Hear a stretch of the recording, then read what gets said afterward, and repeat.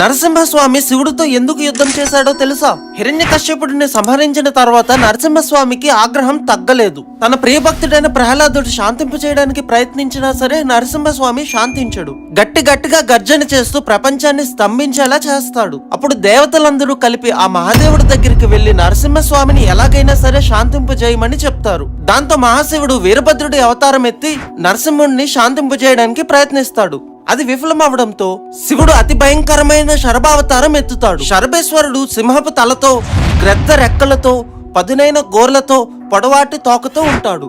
శరభ నరసింహుడితో పోరాడి ఓడిస్తుంది. అంత శక్తివంతమైన శరభ మరెవరో కాదు ఆ పరమేశ్వరుడు అని గ్రహించిన నరసింహుడు శివుడిని శాంతించమని శివాష్టోత్తరం చదువుతుంది. దాంతో శరభేశ్వరుడు నరసింహుడిని తనలో ఐక్యం చేసుకుంటూ ఇలా చెప్తాడు: శివుడు మహావిష్ణువు పాలల్లో పాలలాగా నెయ్యిలో నెయ్యిలాగా ఎప్పుడూ కలిసే ఉంటారు అని. అందరూ చెప్పండి, జై నరసింహ స్వామికి.